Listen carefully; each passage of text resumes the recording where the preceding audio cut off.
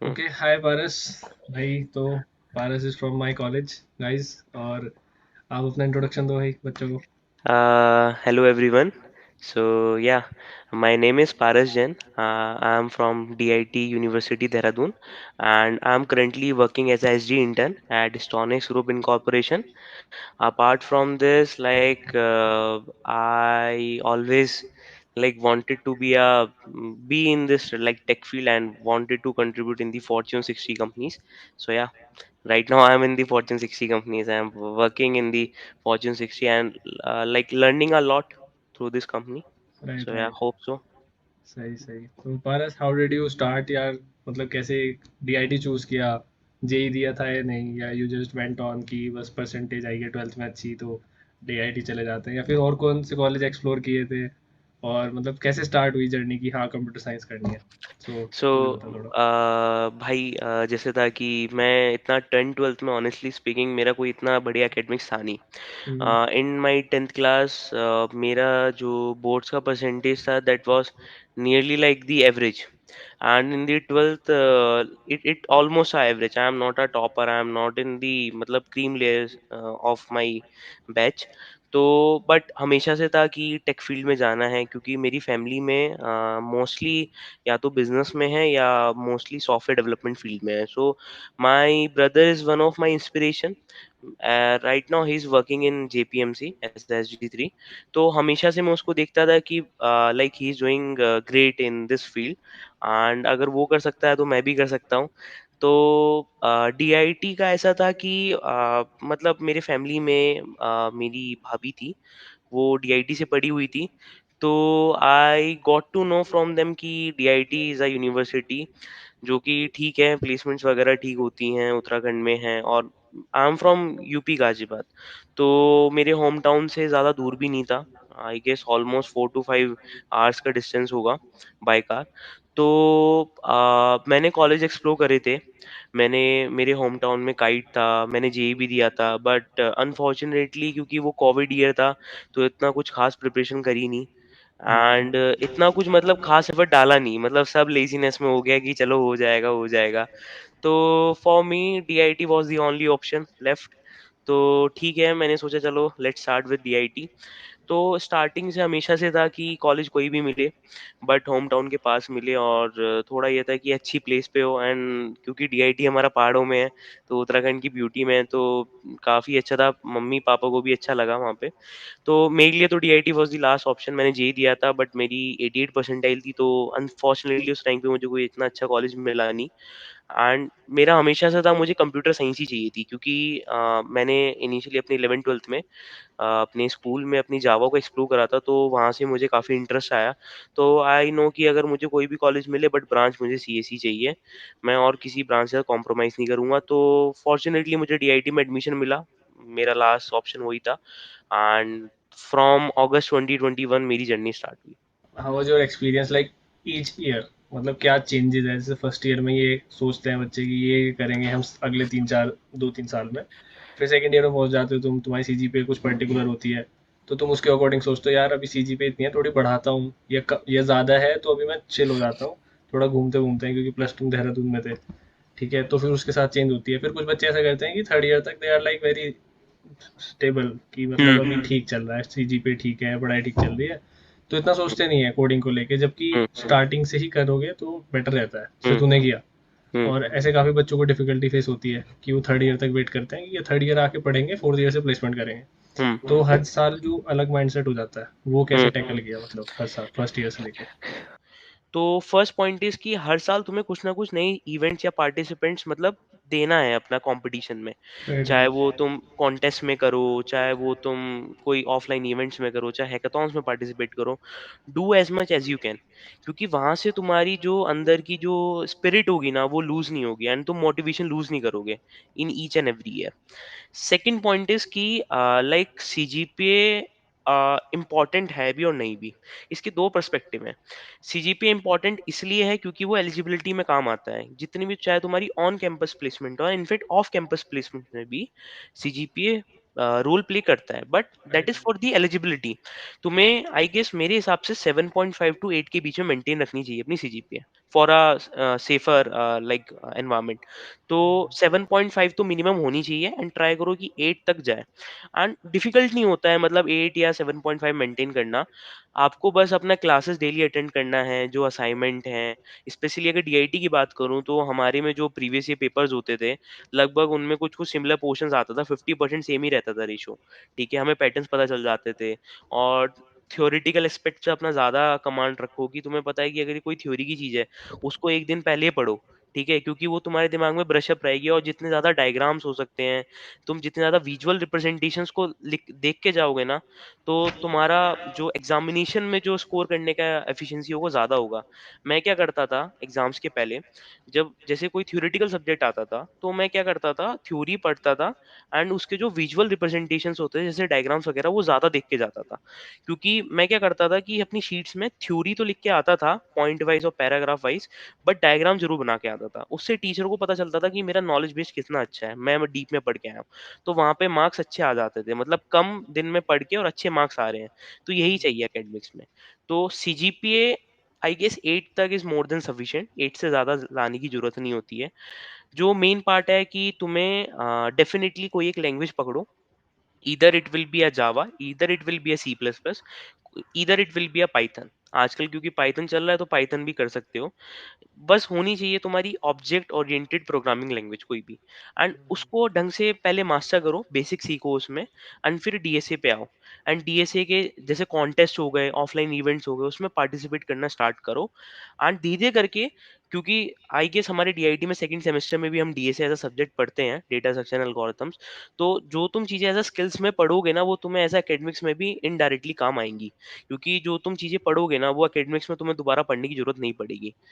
क्योंकि more over हमारे DIT में तो आई गेस एकेडमिक्स से ज़्यादा थ्योरेटिकल ही होता है। तो क्योंकि तुम ऑलरेडी थ्योरेटिकल पहले ही देख के आ चुके हो और प्रैक्टिकल एक्सपोज़र तुम्हें है उस सब्जेक्ट के साथ, तो तुम ज़्यादा एफिशिएंट हो जाओगे और तुम्हें उस सब्जेक्ट पे इतना ज़्यादा ध्यान देने की ज़रूरत नहीं पड़ेगी पेपर्स के लिए। तो फॉर मी लाइक मैं हर साल कुछ ना कुछ नया ट्राई करता था, जैसे हैकाथॉन्स हो गए, कुछ ना कुछ कोडिंग कॉम्पिटिशन्स हो गए, एंड मेरा हमेशा से था कि मैं लीड कोड पे बहुत ज़्यादा एक्टिव था। मैंने फर्स्ट ईयर से ही एलसी करना स्टार्ट कर दिया था, leet code and geek for Geeks and code chef. तो उसपे मैं रेगुलरली कोडिंग कॉम्पिटिशन देता था। भले ही मैंने खाली डीएसए में एरे सीखा, लेकिन एरे के ऊपर अगर क्वेश्चन आया तो मैं उसको बना पा रहा हूँ या नहीं बना पा रहा हूँ, वो मैं मेन देखता था कि वहाँ पे मेजर मैं लाइक गलती क्या कर रहा हूँ, अगर नहीं बन रहा है तो यहाँ पे क्या गलती कर रहा हूँ। जैसे हमारे पास गीक फॉर गीक्स में कंपनी टैग्स होते हैं और टॉपिक टैग्स होते हैं। तो मान लो मैंने एरे सीखा, तो एरे सीखने के बाद मैं गीक फॉर गीक्स पे जाता था और वहाँ पे अपना टॉपिक टैग लगा के देखता था कि उसके इजी के क्वेश्चन के मैंने स्टार्टिंग के 5 पकड़े। अगर मैं स्टार्टिंग के 5 बना पाया, तो मैं फिर सीधा मीडियम पे चला जाऊँगा, एरे की टॉपिक पे। अगर 5 नहीं बना पाया, तो मैं देखता था कि यहाँ पे मैं क्या चीज़ मिस कर रहा हूँ, कौन-सा टॉपिक रह गया है, कौन-सा कॉन्सेप्ट मैंने सीखा नहीं है। तो वो चीज़ पहले मैं जाके सीखता था, तो मैं स्टेप बाय स्टेप आगे अपना करके चलता गया। तो राइट, राइट। आई आई तो मैं उसी चीज़ पे आ रहा था कि लाइक तेरी coding journey like first year से स्टार्ट हो गई थी, तुझे पता ही था कि ऐसे करना है। और क्योंकि ये होता है कि फर्स्ट ईयर में से बोलते हैं कि अभी चिल करो थोड़ा सा, अभी फर्स्ट ईयर है और थोड़ा अपना सीजीपीए थोड़ा देख लो, तो ऐसे मतलब बेटर ये रहता है जो मैंने अभी देखा है कि अगर if you have good CGPA in your first year, first two हाँ। सेमेस्टर्स, थ्री हुँ, सेमेस्टर्स, तो वो हुँ। आगे ईजी हो जाती है फिर, आगे क्योंकि ईज़ी हो जाती कम्युलेटिव है। होती है आगे सब कुछ, बस, तो बस। ईजी बनती चली जाती है। क्योंकि सीजीपी ज़्यादा गिरती नहीं है, अगर तुम हाँ, मेंटेन रखोगे तो मेंटेन रहती है, ऊपर तो जाएगी नहीं बट मेंटेन रहेगी, हाँ, नीचे भी नहीं तो गिरती है इतना। वही वही। और उसके बाद फिर तुम अगर उसके बाद थर्ड फोर्थ सेमेस्टर में तुम अपनी कोडिंग जर्नी स्टार्ट कर दो, that is a good time. पर मोस्टली या लोग क्या करते हैं, वो fifth definitely, fifth six semester पकड़ते हैं और तब तक बहुत डेफ़िनेटली। लेट हो जाता है, क्योंकि लोगों को लगता है कि हम फोर्थ ईयर में भी पढ़ लेंगे और हाँ, उसके बाद अपना वो कर देंगे, मतलब प्लेसमेंट के लिए ट्राई करेंगे, बट उनको ये नहीं पता है कि फोर्थ ईयर स्टार्ट भी नहीं होगा और एक दो हफ्ते पहले ही कंपनीज आ जाएंगी। कंपनीज़ आ जाएँगी और कुछ ही तो कंपनीज़ आएँगी हाँ, और जो लेके चली जाएँगी और ऑलरेडी तुम्हारे बच्चों रिज्यूमे को। में बिल्ड नहीं होगा, कुछ नहीं बिल्ड होगा, you will be like all over the place कि क्या हो रहा है, इतनी जल्दी कैसे आ गई, मैं तो बिल्कुल, तैयार भी नहीं हूँ। बिल्कुल, तो बिल्कुल, मोस्टली बिल्कुल, बच्चे ऐसे ही करते हैं। तो बिल्कुल, मैं उसी चीज़ बिल्कुल। पे आ रहा था कि तेरी प्रोग्रामिंग जर्नी बता एग्जैक्टली, जो तूने बताया कि तू लीड कोड स्टार्ट करा था तूने। हुँ। ठीक है, तो थोड़ा बता लाइक उस पर। अगेन इसकी जर्नी तो स्टार्ट फर्स्ट ईयर से ही हो गई थी, फर्स्ट सेमेस्टर से। हम्म।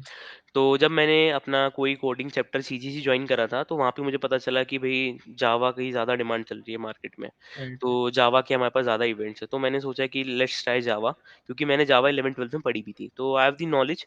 तो मैंने जावा करना स्टार्ट करा बेसिक्स से, बिल्कुल एकदम फंक्शंस, लूप्स, बिल्कुल जो बेसिक्स होता है। ऊप्स के कॉन्सेप्ट देखे। एंड जावा में हमारे पास कलेक्शन फ्रेमवर्क होते हैं। तो जैसे सी प्लस प्लस में हमारे पास एसटीएल लाइब्रेरीज होती हैं, ऐसी जावा में हमारे पास कलेक्शन फ्रेमवर्क्स होते हैं। तो लाइक दे आर लाइक कि हमें इनबिल्ट डेटा स्ट्रक्चर्स मिल रहे हैं जिनको हम यूज़ कर सकते हैं, ताकि हमें अपना जब भी हम कोई भी प्रॉब्लम सॉल्व करते हैं तो हमें स्क्रैच से मतलब नहीं लिखना पड़ता पूरा फंक्शन या उसकी इम्प्लीमेंटेशन। तो ये सब चीज़ें मैंने पढ़ी। एंड इसका जो रिसोर्सेज था वो Java T point. Java T point is one of my favourite website. मुझे that mind to document same. हाँ, डॉक्यूमेंटेशन पढ़ना बहुत मैं प्रेफ़र करता था रेदर देन यूट्यूब वीडियोज़, क्योंकि डॉक्यूमेंटेशन ईज़िली तुम ग्रैस्प कर पाओगे जल्दी टाइम में, और मतलब कम टाइम में तुम ज़्यादा नॉलेज ले पाओगे, अगर तुम्हें समझ में आती हैं चीज़ें। Right right. और उसमें नॉलेज बेस काफ़ी अच्छा होता है। मैंने देखा था कि जो यूट्यूब की कुछ वीडियोज़ होती है ना, उसमें लाइक पार्शली नॉलेज तुम्हें दे देंगे किसी टॉपिक की, तो जो पार्शली नॉलेज होती है ना, वो बहुत बेकार होती है। तो अगर तुम्हें किसी टॉपिक की इन डेप्थ नॉलेज चाहिए, तो वो डॉक्यूमेंटेशन से ही आती है। या तो तुम जावा की ऑफिशियल साइट से तुम पूरा स्टडी करो, या there are many like website like tutorials point है, जावा टी पॉइंट है। जावा टी पॉइंट में तो सब कुछ मिल जाएगा तुम्हें। तो मैं राइट डॉक्यूमेंटेशन पढ़ता था टॉपिक बाय टॉपिक, कि आज मैंने कोर जावा देखा। जावा एक्चुअली 2 पार्ट्स में स्प्लिट है, कोर एंड एडवांस। तो एडवांस जावा तो इनिशियली फर्स्ट ईयर में रिक्वायर्ड था नहीं, ये तो मुझे पता था। कोर जावा पे ही कमांड बनानी थी। तो कोर जावा में तुम्हारा बेसिक फंक्शंस, लूप्स, तुम्हारा बेसिक सिंटैक्स, तुम्हारी स्ट्रिंग्स, एरेज़, तुम्हारा कलेक्शन फ्रेमवर्क, तुम्हारा ऊप्स के कॉन्सेप्ट, ये सब आते हैं। तो वो सब मैंने कवर करा ढंग से। स्टेप बाय स्टेप मैं एक चीज़, मान लो एक डॉक्यूमेंटेशन पढ़ी, मान लो मैंने स्ट्रिंग्स के बारे में पढ़ा। तो स्ट्रिंग्स के बारे में, अगर स्ट्रिंग बिल्डर के बारे में मैंने कोई चीज़ अगर जावा टी पॉइंट पे पढ़ी ढंग से, तो उसको मैं प्रैक्टिस करता था।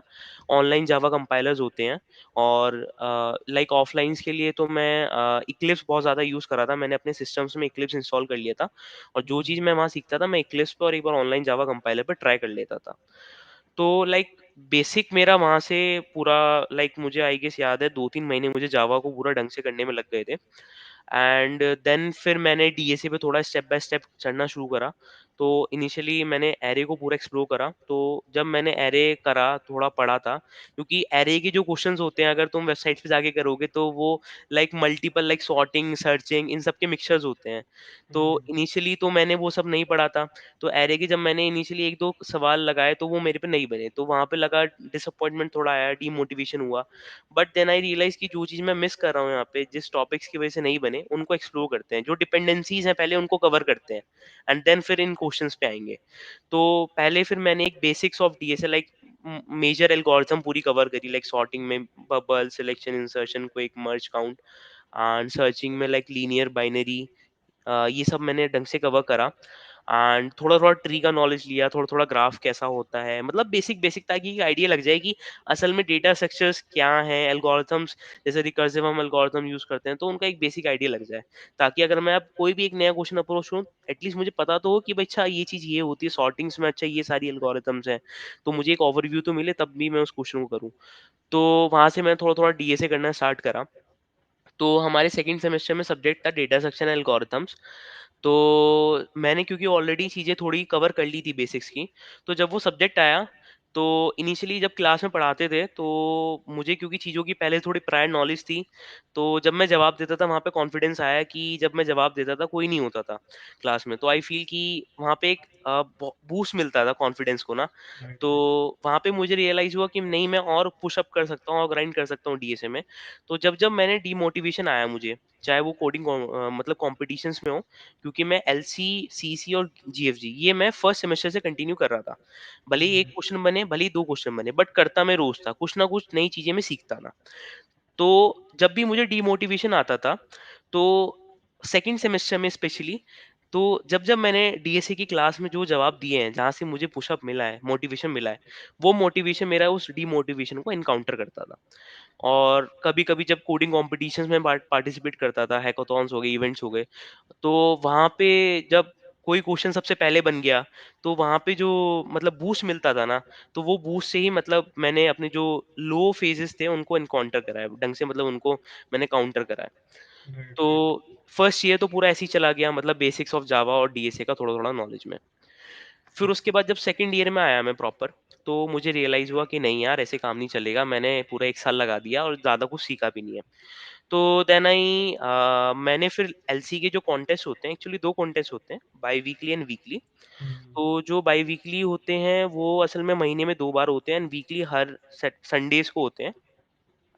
तो मतलब मैंने क्या करा कि अब एलसी यानी लीड कोड और कोड शेफ और गीक फॉर गिक्स, इनके कॉन्टेस्ट को अब मैंने और सीरियसली देना शुरू कर दिया, और अब मैं पुश करता था कि अगर मेरे पे पहले एक क्वेश्चन होता था तो अब 2 हों, अब फिर 3 हों।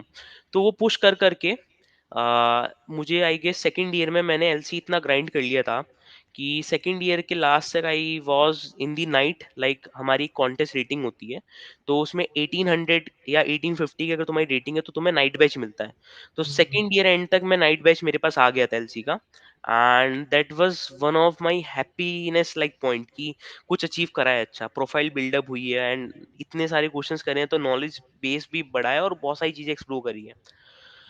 तो सेकंड ईयर में जब पूरा डीएसए में हो गया अच्छे से, तो क्योंकि हमारे थर्ड सेमेस्टर में कोर जावा हमारा एक सब्जेक्ट था, आई रिमेम्बर। तो कोड जावा क्योंकि ऑलरेडी मैंने पहले कवर कर ली थी, तो अगेन वहाँ पे बूस्ट मिला मुझे। तो मैंने जिस सेमेस्टर हम कोर जावा पढ़ रहे थे थर्ड सेमेस्टर में, वहाँ पे मैंने एडवांस जावा को एक्सप्लोर करा था। एडवांस जावा में प्राइमरली तुम्हारा जो स्विंग्स होती हैं, जीयूआई एप्लीकेशंस होती हैं, जो माइक्रो सर्विसेज होती हैं हमारी स्प्रिंग एंड स्प्रिंग बूट, उनको मैंने बहुत ज़्यादा एक्सप्लोर करा था। Again the resources Java D point documentation को काफ़ी प्रेफर करा मैंने। तो eight the end of fourth semester मतलब मुझे जावा का पूरा बैकएंड यानी एडवांस जावा और कोर जावा की अच्छे से नॉलेज हो गई थी, यानी जावा में मैं बिल्कुल एक्सपर्ट बन चुका था एंड राइट, राइट। डीएसए मैं कर ही रहा था। तो eight the end of second year मतलब एज अ डेव में मुझे जावा की जो बैकएंड सर्विसेज होती हैं, spring and spring boot micro services, उसमें भी अच्छा एक्सपोजर था, उसमें भी नॉलेज थी। एंड मैंने अपने थोड़े प्रोजेक्ट्स इनिशियली मैंने स्प्रिंग एंड स्प्रिंग बूट में बनाए थे, थोड़ा स्विंग्स एंड जीयूआई एप्लीकेशंस का यूज करके एंड थोड़ा कोर जावा एंड एडवांस जावा का मिक्सअप यूज करके मैंने बनाए थे। तो eight the end of fourth year मेरे पास एक रिज्यूमे था जिसमें जावा था, डीएसए था और उसके कुछ प्रोजेक्ट्स थे। तो मैंने कहा चलो ठीक है, 2 साल अच्छे यूटिलाइज हो गए एंड मैंने सेकेंड ईयर में अपार्ट फ्रॉम एकेडमिक्स मेरा सीजीपीए भी मतलब मेंटेन था। आई रिमेम्बर मेरा सीजीपीए 8 तक था, मेरा पूरा टचेबल मेरा 8 सीजीपीए था मेरा, 8 प्लस ही था मेरा, क्योंकि मैं ज़्यादा एकेडमिक्स पे इतना ध्यान नहीं देता था। अगेन मेरा वही कॉन्सेप्ट था कि जो भी थ्योरेटिकल सब्जेक्ट्स हैं उनमें ज़्यादा विजुअल रिप्रेजेंटेशन डायग्राम अच्छे से बना के आओ, राइट, थ्योरी राइट। अच्छे से लिख के आओ एंड बस अपना सीजीपीए मेंटेन रखना है, 8 तो रखना ही रखना है एट एनी सो कॉस्ट, ठीक है? So during second year like तेरा शायद एक इंटर्नशिप भी थी या थर्ड ईयर में थी? हाँ, हाँ।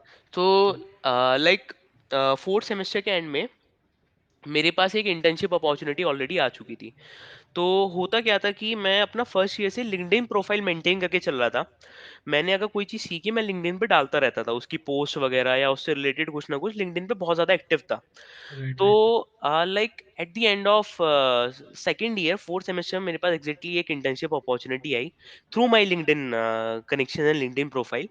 तो उन्होंने मुझे रीच आउट करा, उनके टीम में like full stack and DevOps का रोल था प्रिसाइजली। तो उनको जावा के लिए स्पेशली बैकएंड का वो चाहिए था बंदा, जो स्प्रिंग एंड स्प्रिंग बूट को जिसको एक्सपोजर हो, जिसको जावा का अच्छा सा नॉलेज हो।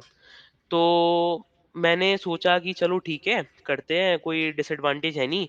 तो क्योंकि कॉलेज के साथ आराम से मेंटेन हो जाता था, तो मैंने फोर्थ ईयर के एंड में जस्ट वो अपनी इंटर्नशिप मेरी स्टार्ट हो गई थी। Fourth same. हाँ, फोर्थ हाँ, सेम हाँ, में। हाँ, ओके। और इसके अलावा अगर देखा जाए तो मैं जैसे कैंपस एम्बेसडर्स के जो होते हैं बाकी कंपनीज के, जैसे हैकर अर्थ का एक प्रोग्राम था कैंपस एम्बेसडर का, वो मुझे याद है मैंने थर्ड सेमेस्टर में उसके लिए एनरोल करा था एंड वो बहुत बढ़िया अपॉर्चुनिटी थी। आई रिमेम्बर कि हैकर अर्थ का एक हमेशा मतलब हर साल आता है वो प्रोग्राम कैंपस एम्बेसडर का। उसमें बेसिकली तुम अपने कैंपस को लीड करते हो, उसमें जो हैकर अर्थ के जो कोडिंग कॉम्पिटिशन्स होते हैं और जो इवेंट्स होते हैं उसको तुम्हें अपने कैंपस के अंदर प्रमोट करना होता है। तो उस अपॉर्चुनिटी से मैंने एक मेगा इवेंट था हैकर अर्थ का, लाइक ग्लोबली हुआ था, पूरे पैन इंडिया एंड ग्लोबली हुआ था, एक कोडिंग कंपटीशन था। तो मुझे याद है जब मैंने थर्ड सेमेस्टर में वो अपनी अपॉर्चुनिटी ली थी, तो मैंने आई गेस थर्ड ईयर में फिफ्थ सेमेस्टर के आसपास वो इवेंट हुआ था। तो उसमें मैंने as a problem setter work करा था, मतलब उनकी जो प्रॉब्लम्स थी ना वो पूरी मैंने क्यूरेट करी थी। 3 प्रॉब्लम्स पूरी मैंने क्यूरेट करी थी एंड उसमें विन प्राइजेस भी थे। तो पूरा वो इवेंट मैंने ग्लोबली ऑर्गेनाइज करवाया था। पूरी टीम थी, मतलब मैं उसमें कंट्रीब्यूटर था एंड पूरा जो प्रॉब्लम्स थी वो पूरी मैंने क्यूरेट करी थी। तो कंटेंट क्रिएशंस में डीएसए का तो जब तक मुझे इतना तगड़ा आइडिया लग चुका था कि भाई मैं इतने बड़े इवेंट्स में प्रॉब्लम सेट कर रहा हूँ, तो वहां से बहुत बूस्ट मिला था। तो मतलब ये ऐसे ऐसे छोटे छोटे इवेंट्स हैं जिसमें मैं बहुत ज्यादा इन्वॉल्व था। Right, right. जैसे ड्यूरिंग ड्यूरिंग इंटर्नशिप मतलब तेरा रोल फुल स्टैक वो हाँ, डेवऑप्स वाला जो तू बता रहा है, तो तो उसमें ड्यूरिंग क्या किस इंटर्नशिप प्रोजेक्ट पे काम करने को मिला हाँ, मतलब ऐसे? मैं बताता हूँ। तो उस कंपनी का नाम था स्टीवेली टेक्नोलॉजी, जिसमें मैंने 4th सेमेस्टर में इंटर्नशिप करी थी। हम्म। तो लाइक उसमें मेरा जो रोल था वो more of like in the full stack and the DevOps. तो इनिशियली तो मैंने कुछ महीने फ्रंट एंड में काम करा, मुझे थोड़ा फ्रंट एंड का एक्सपोज़र लेना था। तो उस इंटर्नशिप में मैंने रिएक्ट जेएस को काफ़ी एक्सप्लोर करा। तुम्हारा रिएक्ट जेएस और जो जावास्क्रिप्ट का जो एंगुलर होता है उनको मैंने बहुत अच्छे से एक्सप्लोर करा। तो वहाँ पे मुझे रिएक्ट जेएस और एंगुलर का काफ़ी अच्छा आइडिया हो गया था। एंड देन जब मैंने 1 डेढ़ महीने 2 महीने उस पे काम करा, तो उनको रिक्वायरमेंट आ गई थी कि इनको जावा में ही स्प्रिंग एंड स्प्रिंग बूट्स का इनको थोड़ा काम था बैकएंड में, तो माइक्रो सर्विसेज लेवल पे। तो वहाँ पे मैंने फिर स्प्रिंग एंड स्प्रिंग बूट पे भी काम करा था, जिसको मुझे पहले से ही आइडिया था। तो उसको मैंने जल्दी से मतलब चीज़ों को इम्प्लीमेंट करना शुरू कर दिया था। स्प्रिंग एंड स्प्रिंग बूट में मुझे ज़्यादा दिक्कत नहीं आई थी। इनिशियली रिएक्ट और एंगुलर में बहुत ज़्यादा दिक्कत आई थी, क्योंकि मैंने जावास्क्रिप्ट इतनी एक्सप्लोर नहीं करी थी फर्स्ट और सेकंड ईयर में। लेकिन इंटर्नशिप में क्योंकि चीज़ें प्रैक्टिकल होती हैं ज़्यादा, तो वहाँ पे जब एक्सप्लोर करी तो वहाँ पे चीज़ें फिर धीरे करके थोड़ा स्टार्टिंग में तो डिफिकल्टीज आई, लेकिन बाद में फिर चीज़ें आराम से होती रही, क्योंकि मेंटोर थे वहाँ पे, सीनियर डेवलपर्स थे, तो उनके साथ कोलैबोरेट करता था। तो काफ़ी सारी चीज़ें मतलब सीखने को मिली थी नई-नई। तो वहाँ पे मतलब eight the end of internship मुझे जावास्क्रिप्ट अच्छे से आती थी, एंगुलर का अच्छे से आइडिया था, रिएक्ट अच्छे से आती थी। एंड मुझे जावा तो क्योंकि बैकएंड में माइक्रो सर्विस तो बिल्कुल था, मतलब कि जावा तो बिल्कुल आती है, चाहे कोर हो चाहे एडवांस हो। एंड डेटाबेस का थोड़ा एक्सपोज़र था। तो वो इंटर्नशिप मेरे लिए गोल्डन लाइक पीरियड साबित हुई, क्योंकि उस इंटर्नशिप में मैंने डेव का काफ़ी कुछ सीख लिया था। क्योंकि मैंने सेकंड ईयर में ज़्यादातर डेव का कुछ ऐसा ख़ास एक्सप्लोर करा नहीं था। मुझे मेन जावा पूरा आता था, बस डीएसए, डीएसए, डीएसए। लेकिन उस इंटर्नशिप की वज़ह से ना मेरा जो डेवलपमेंट जो स्किल्स था ना, फ्रंट एंड, बैक एंड में, वो काफ़ी ज़्यादा मतलब मुझे एक्सप्लोरेबल था। वहाँ पे मैंने काफ़ी कुछ सीखा। Right, right. तो इसके बाद मैं ये पूछना चाहता था कि लाइक क्योंकि तेरा अब इंटर्न लग गई है, तेरी सीजीपीए भी ठीक है, तो you went out for off campus opportunities mostly, क्योंकि तेरा लिंक्डइन भी पहले से रेडी था, एक तरह से बिल्डअप था। तो you are seeking for off campus placements पहले से ही, या फिर बाद में प्लान बना जब देखा कि प्लेसमेंट का हाल क्या चल रहा है, मार्केट डाउन है, तब मन किया कि ऑफ कैंपस अम करना है, या पहले से ही तेरी टारगेटेड कंपनीज थी कि दैट यू न्यू कि गूगल और माइक्रोसॉफ्ट तो आने वाली नहीं है, पर मुझे प्रिपरेशन मुझे पता है कि मेरी इतनी अच्छी है कि उन्हें मुझे उन्हें ही टारगेट करना है। तो लाइक पहले से माइंड सेटअप था, या फिर you are waiting for on campus also? मेरा हमेशा पता है एक पर्सपेक्टिव रहा है थ्रू आउट माई लाइफ। जब मैं कॉलेज में भी एडमिशन लिया था, मैं हमेशा से अपने आप को जितना इंडिपेंडेंट बना सकता हूँ उतना इंडिपेंडेंट बनाने का मैंने ट्राई करा। क्योंकि मुझे ये था कि मुझे ऑन कैंपस भी बैठना है और ऑफ कैंपस भी बैठना है। जहाँ से अच्छा ऑफर मिलेगा वो लेके मैं अपना उस कंपनी में चला जाऊँगा। तो मेरा ये था कि मुझे हडल या हसल दोनों उसमें करनी है, ऑन कैंपस में भी, ऑफ कैंपस में भी। एट द एंड जो मेरे पास बेस्ट ऑफर होगा और जो बेस्ट कंपनी होगी, मैं उसको चूज़ करूँगा। तो मेरे लिए क्या था कि मुझे चूज़ करना पड़े कि मेरे पास कितने, मतलब मेरा ड्रीम ये था एडमिशन लेते टाइम भी, कि एक ऐसा टाइम आए जिसमें मेरे पास बहुत सारे ऑफर्स हो और मुझे चूज़ करना पड़े। कंपनी मुझे ना चूज़ करनी पड़े। मतलब कंपनी मुझे ना चूज़ करे, मैं कंपनी को चूज़ करूँ कि भई गॉट इट, इसमें गॉट इट। जाना है, इसमें जाना है, इसमें जाना है, इसमें जाना है। तो ये था। और फॉर्च्यूनेटली आज मेरे पास वो सिनेरियो भी है। अपार्ट फ्रॉम दी स्टोनिक्स मेरे पास ऑन कैंपस ऑफर्स थे। हम्म। ज़्यादा बड़े ऑफर्स नहीं थे, बट एलटीएम का था मेरे पास, एलटीआई माइंडट्री का मास रिक्रूटर का ऑफर था। एंड बिगोटेक का ऑफर था। लाइक उसका भी पैकेज ठीक था, बट इतना नहीं था। बट मेरे पास थे टेक रोल्स। तो इतना था कि मतलब मेरा हमेशा से पर्सपेक्टिव था कि मुझे ऐसी सिचुएशन में आना है, अपने आप को इतना काबिल बनाना है कि मैं कंपनीज को चूज करूं, कंपनी मुझे ना चूज करे। तो that's right, what I right. Want, कि इतने ऑफर्स हो मेरे पास कि मैं हर एक क्राइटेरिया को देख के अपने हिसाब से जो बेस्ट सूटेड कंपनी है उसको लूं। तो इनिशियली ऑफ कैंपस तो मैं लिंक्डइन पे फर्स्ट ईयर से ही एक्टिव था। तो वहाँ पे प्रोफाइल वगैरह जब बिल्डअप कर रहा तो काफ़ी सारी जॉब्स देखता था, तो वहाँ से मतलब एक्सपोजर काफ़ी मिला। और मुझे याद है जब मेरा ये फोर्थ सेमेस्टर खत्म हुआ था, तो मेरा रिज्यूमे वगैरह, इंटर्नशिप वगैरह जब सब खत्म हो गई थी, तो माइक्रोसॉफ्ट की एक अपॉर्चुनिटी आई थी ऑफ कैंपस, मुझे याद है थर्ड ईयर के स्टार्टिंग में ही। It was for the SG internship. तो मुझे जब पहली बार मैं इतनी बड़ी कंपनी में अप्लाई कर रहा था, मुझे कुछ भी आइडिया नहीं था, कैसे रेफरल देते हैं, कैसे क्या करते हैं। तो सब फिर मेरे जो भैया थे, जो आज जेपीएमसी में, जेपी मॉर्गन में, उन्होंने मुझे गाइड करा कि कैसे रेफरल लेते हैं, कैसे मेल करते हैं, क्या करते हैं, कैसे कनेक्शन रिक्वेस्ट कैसे कनेक्ट करते हैं। तो like in the beginning of third year मैं एक्चुअली ऑफ कैंपस में हडल करना मैंने स्टार्ट कर दिया था। हसल करना मतलब ऑफ कैंपस में मैंने कंप्लीटली स्टार्ट कर दिया था। तो वहाँ पे मैंने बहुत सारी इंटर्नशिप अपॉर्चुनिटी जो बड़ी-बड़ी मतलब बिग टेक हैं, उनमें एक्सप्लोर करना मैंने शुरू कर दिया था। तो माइक्रोसॉफ्ट की जो अपॉर्चुनिटी आई थी उसमें मुझे पहली बार मुझे याद है उसमें मुझे रेफरल मिल गया था। मुझे नहीं याद है कि कौन बंदा था बट एक एसजी 2 था जिससे मुझे रेफरल मिला था। तो मेरा रिज्यूमे भी मतलब काफ़ी अच्छा बन गया था क्योंकि मैंने एक इंटर्नशिप और as a third year student तो इतने सारा टेक स्टैक मैंने एक्सप्लोर कर लिया था, अच्छे खासा नॉलेज था तो मुझे इज़िली रेफरल मिल गया था। तो थर्ड ईयर मेरे लिए बहुत ज़्यादा चैलेंजिंग और नए सरप्राइजेज़ वाला ईयर था मेरे लिए। तो जब माइक्रोसॉफ्ट में मैंने थर्ड ईयर में इंटर्नशिप के लिए अप्लाई करा, ऑब्वियसली मेरे पास इंटरव्यू कॉल भी नहीं आया, कोई ऑनलाइन असेसमेंट का कुछ नहीं आया क्योंकि इतने सारे एप्लीकेंट्स होते हैं तो रेफरल इज़ जस्ट लाइक कि गेटवे की मतलब एचआर तक एप्लीकेशन पहुँच जाएगी but it does not guarantee कि मतलब तुम्हारा इंटरव्यू कॉल आएगा ही आएगा। तो अनफॉर्चुनेटली मेरे पास वहाँ पे कोई कॉल नहीं आया उस इंटर्नशिप अपॉर्च्युनिटी से। डिसअपॉइंटमेंट हुआ था कि पहला अप्लाई करा उसमें कुछ नहीं हुआ बट अगेन मैं बार-बार अप्लाई करता गया मल्टीपल अपॉर्च्युनिटीज़ के लिए। मुझे याद भी नहीं होगा क्या नंबर होगा। ऑलमोस्ट थर्ड ईयर में तो मतलब अगर मैं आज अपना लिंक्डइन खोलूँ तो इतनी सारी कंपनीज़ में अप्लाई कर रखा था, जिसका मुझे काउंट भी नहीं है। Right, right. तो मैं वही पूछने वाला था अगला क्वेश्चन कि how did you face rejection? मतलब कि तुम्हारे पास एक इंटर्नशिप आ गई, सब कुछ अच्छा चल रहा है, टेक स्टैक भी है तेरे पास अच्छा, नॉलेज भी अच्छा है, सीजीपीए भी तेरी अच्छी है कि अगर तू ऑन कैंपस बाद में चलेगा तो उसमें भी तेरा ठीक रहेगा। बट इनिशियली क्योंकि तूने स्टार्ट कर दिया पहले से ही थर्ड ईयर से ही कि मैं ऑफ कैंपस ट्राई कर रहा हूँ, तो रिजेक्शन बहुत फेस होती है ऑफ कैंपस अगर तू इतनी सारी कंपनीज में भर रहा है, तो how did you face that ऐसे? ओके, तो for me like rejection is मैं हमेशा कहता हूँ सबको rejection makes you one step closer to success. Right, मैं राइट। हमेशा ये जो छोटे-छोटे कोट्स होते हैं ना, ये मैं अपनी वॉल्स पे, अपनी नोटबुक्स पे लिख के रखता था। जब भी मैं डीमोटिवेट होता था ना, मैं यही कोट्स को या यही अपनी खुद की लाइन या जहाँ पढ़ी, मैं वो दोबारा देख लेता था। रिजेक्शन असलियत में भी हकीकत भी है कि रिजेक्शन तुम्हें सक्सेस के एक स्टेप आगे ही क्लोज़ पहुँचा रहा है। रिजेक्शन आना भी ज़रूरी है क्योंकि जितने ज़्यादा रिजेक्शन आएँगे, तुम उतनी ज़्यादा गलती जो करी है, उनसे तुम सीखोगे। लर्निंग्स काफ़ी मिलती हैं रिजेक्शन से। तो इनिशियली रेफरल लेने में बहुत रिजेक्शंस आए। बहुत कम रे मतलब अगर तुम 20 बंदों को रीच आउट करते हो रेफरल के लिए, मुझे याद है जब मैंने माइक्रोसॉफ्ट के लिए रीच आउट करा था तो almost I reach out to 20 peoples. तो उसमें केवल 1-2 का ही रिप्लाई आया और उसमें भी एक ने ही करा रेफरल। तो वहाँ पे इनिशियली रेफरल लेने के लिए इतने रिजेक्शंस आते हैं। रेफरल मिलना बहुत टफ था। उसके बाद फिर जब रेफ इतनी बड़ी मुश्किल तुम रेफरल लो और उसके बाद जब कोई भी आगे प्रोसीड नहीं होता, रिजेक्शन का मेल आ जाता है, तो बहुत डिसअपॉइंटमेंट लगता है। बट हमेशा से याद था मुझे कि rejection make you one step closer to success. तो मैं अप्लाई करता गया।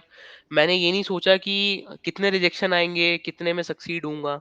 मेरा हमेशा से मोटिव ये था कि अप्लाई करते रहो, जो होगा देखी जाएगी।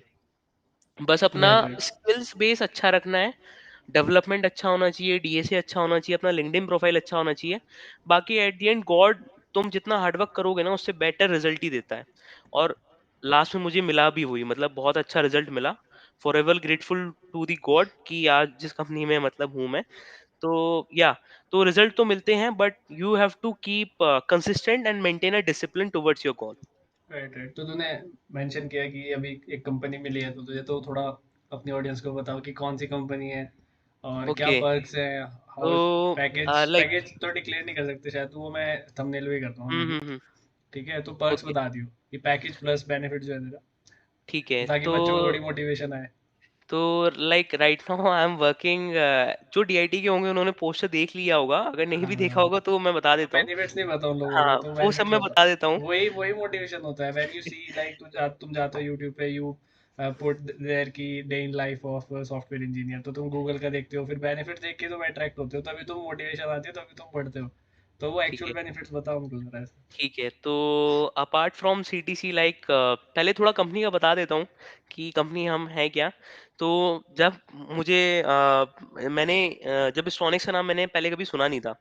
तो जब मुझे अपॉर्च्युनिटी मिली तो मैंने देखा स्टोनिक्स अब की करंट सिचुएशन बताएँ, StoneX is rank like Fortune 60 in the world and we are a payment service provider.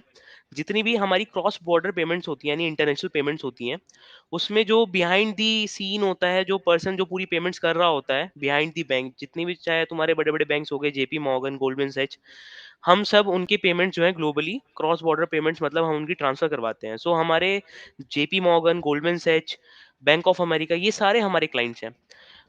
We are right now dealing with 144 currencies globally, and we have presence over 180 countries in the world.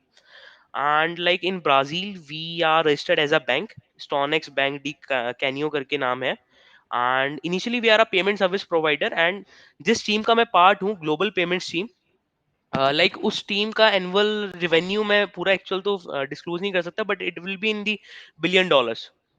And like perks ये है कि like perks बहुत सारे हैं, apart from CTC, apart from salary, office space काफ़ी अच्छा है।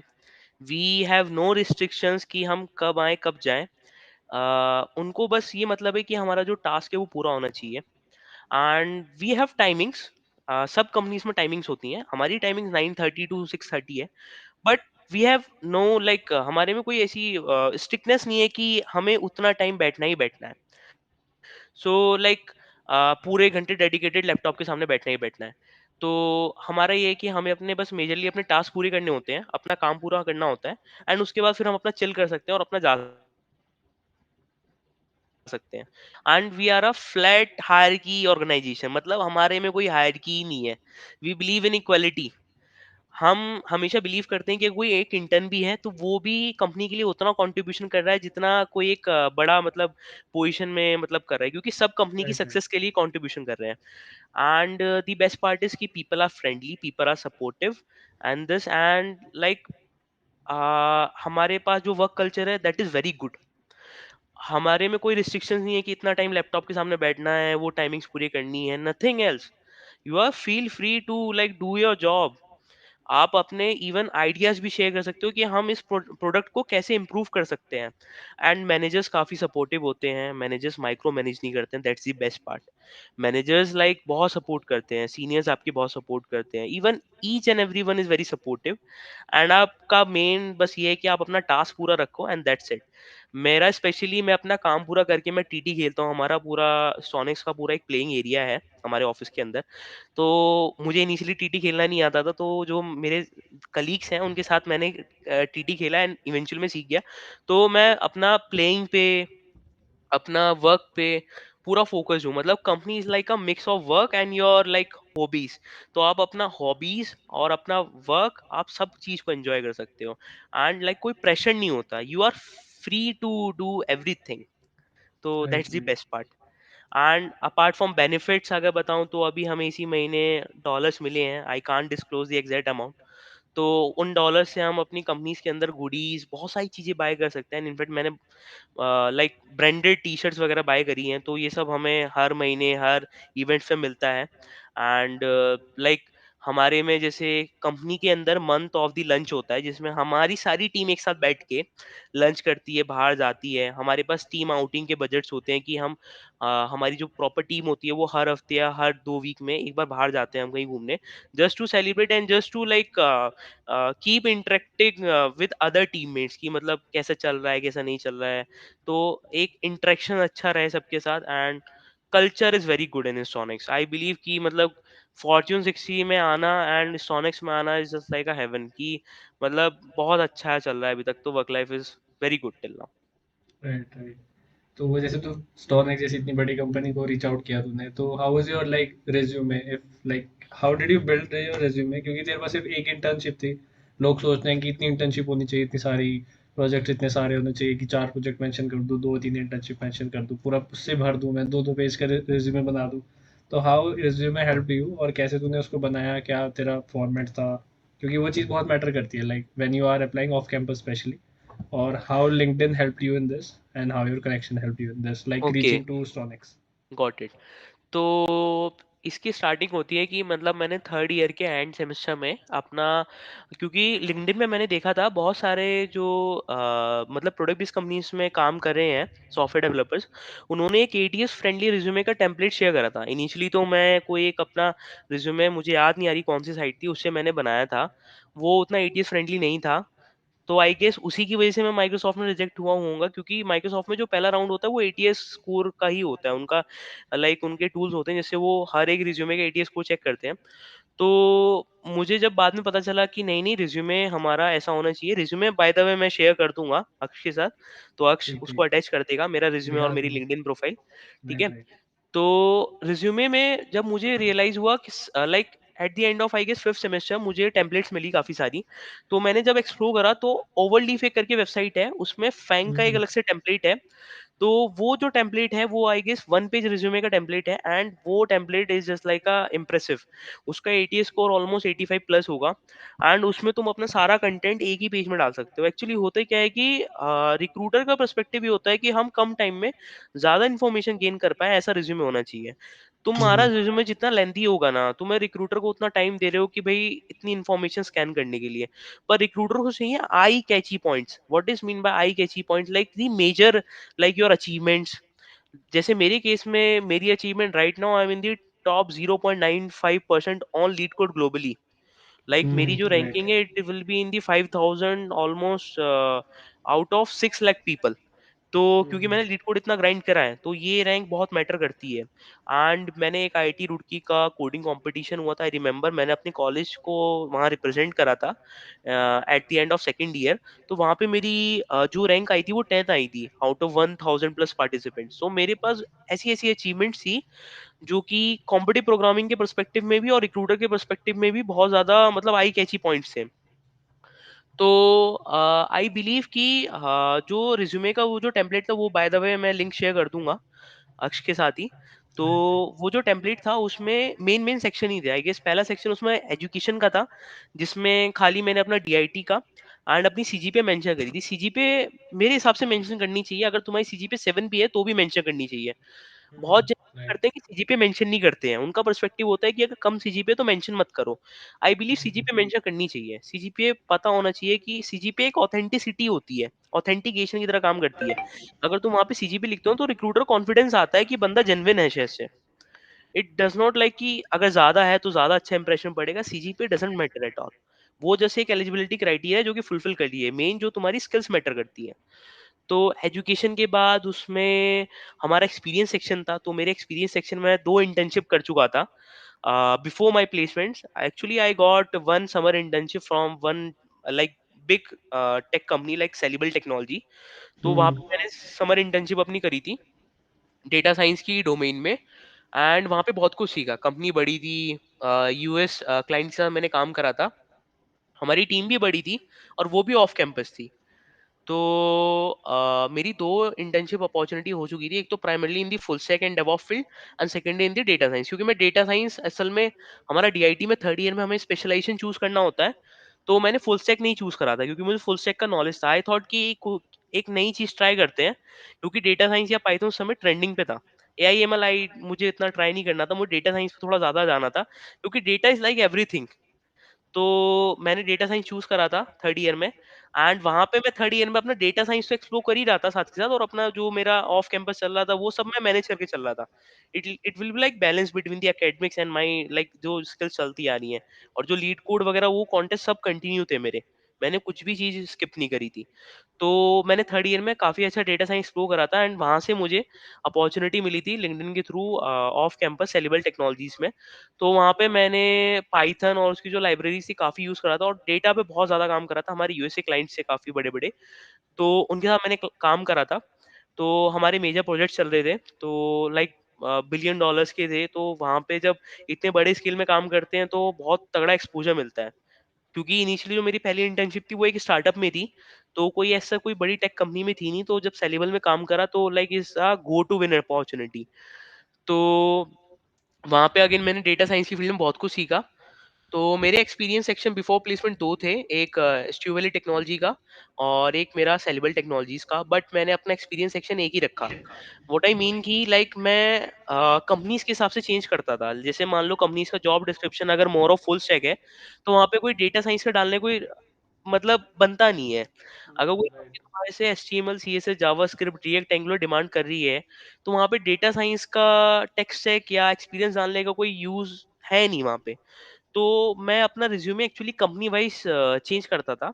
Company wise मैंने अपने 2 रिज्यूमे बना रखे थे। First one is like more of like full stack, जो पूरा डेवऑप्स और डेव के ओरिएंटेड ही है। Second is for data science. तो मैंने वो 2 रिज्यूमे बना के चला था मैं। मैंने सोचा था ऑन कैंपस हो, ऑफ कैंपस हो, अगर जो भी मतलब जेडी से मैच करेगा मोस्ट प्रोबेबली रिज्यूमे, मैं उसको अटैच करूँगा। ठीक है? तो एक मेरा डेटा साइंस स्पेसिफिक था। मुझे नॉलेज दोनों की थी अच्छे से, बट आई फ़ील कि लाइक एक चीज़ का ही रिफ्लेक्शन ज़्यादा पड़ना चाहिए, दोनों चीज़ का रिफ्लेक्शन नहीं पड़ना चाहिए ज़्यादा। तो अगर कोई कंपनी फुल स्टैक डिमांड कर रही है, तो उसको फुल स्टैक ही दिखाओ, डेटा साइंस मत दिखाओ उसको ना, क्योंकि वो फिर यूज़लेस हो जाती है चीज़ें ना। Right, right, right. उसको चाहिए कि फुल स्टैक अगर लिखा है, तो फुल स्टैक में प्रोफिशिएंट हो बंदा। दैट डज़न्ट मीन्स कि तुम्हें सब कुछ आता हो, तो प्रोफिशिएंसी होनी चाहिए, लाइक एटलीस्ट फुल स्टैक में तो होनी चाहिए। राइट, इंस्टेड ऑफ कि थोड़ा-थोड़ा सब में हो। हाँ, थोड़ा-थोड़ा सब में वो डिसएडवांटेज है। मेरे केस में मैंने एक्सप्लोर तो काफ़ी चीज़ें करी, लेकिन मैंने डीप में करी है अगेन। मैंने टेक स्टैक, मुझे एंगुलर भी आती है, मुझे रिएक्ट भी आती है, मुझे जावा का स्प्रिंग एंड स्प्रिंग बूट, मुझे नोड भी आती है, एक्सप्रेस भी आती है, डेटाबेस में मोंगोडीबी, एसक्यूएल दोनों आते हैं। बट ये मैंने टाइम टू टाइम सीखी। जो चीज़ मैं पकड़ता था, अगर मैंने जावा पकड़ी तो जावा को पूरा ढंग से सीखा। उसके बाद मैं अगले टेक स्टैक पे गया।